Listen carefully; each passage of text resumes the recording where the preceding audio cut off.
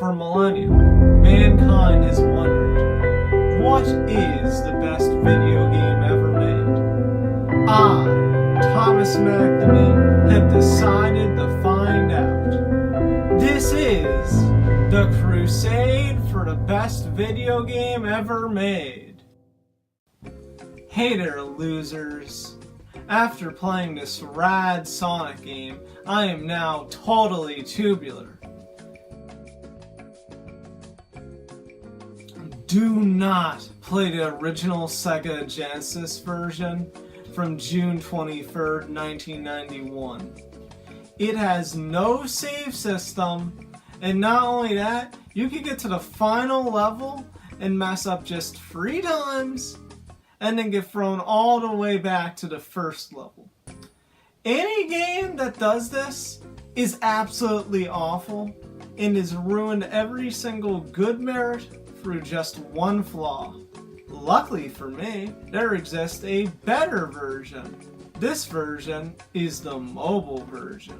The mobile version saves after every level, and thus removing a lot of tedium. I highly advise you get a Bluetooth controller if you're going to play on a phone or tablet. Now with that out of the way, let's get reviewing. Sonic the Hedgehog looks very unique graphically. It looks very different to Super Nintendo games. I don't really know how to describe its graphics other than unique or perhaps somewhat abstract. I can definitely say that they're colorful, and I can also say they're not so colorful that I can't tell what I'm looking at. I like the use of parallax scrolling since it helps give the illusion of speed. Overall, I think I like them. They have a charm that feels different to the charm of Super Nintendo graphics. I don't know why, but every game I've been reviewing has some really nice music. And Sonic is no exception. Sonic really excels in the field of catchy music. I find myself humming its tunes every now and then. Like the graphics in this game, the music feels different to the Super Nintendo's. Due to technical limitations, the game has music that sounds very synthesized, as opposed to something like Super Mario World, in which the music sounds like real-world instruments. However, the unique sound is what helps to make Sonic feel, well, unique. It all works out very well, and I enjoy listening to it. You can read the back of the box and review it yourself. As the advertisements say, Sonic feels fast. Some of the time. Sonic has some areas in which you go swooshing through, and others where you have to be a bit careful and take your time. However, it makes for a good mix, because you can't have too much speed. This game definitely has some very well done level design.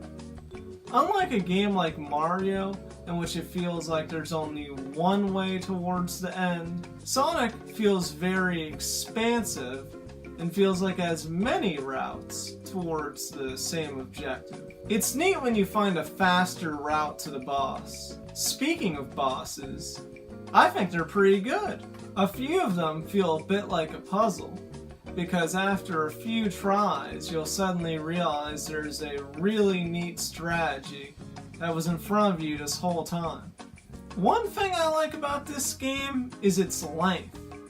It's not too long, which is nice for a game that's all about speed. It helps add an illusion that you're going quickly through the game. I also like the difficulty. Unlike Super Mario World, the game doesn't have these really odd spikes in difficulty. All the levels feel very nicely balanced. Sonic overall is just a fun platforming experience with a few speedy sections as a gimmick.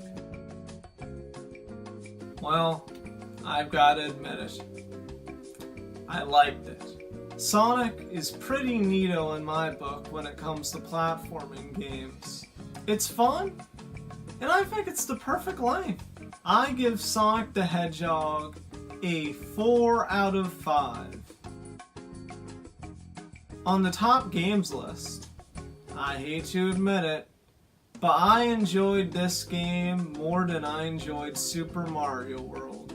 I crown Sonic the Hedgehog the best video game ever made! Next episode, I will be reviewing Silent Hill 1, because I'm sick of playing 2D games.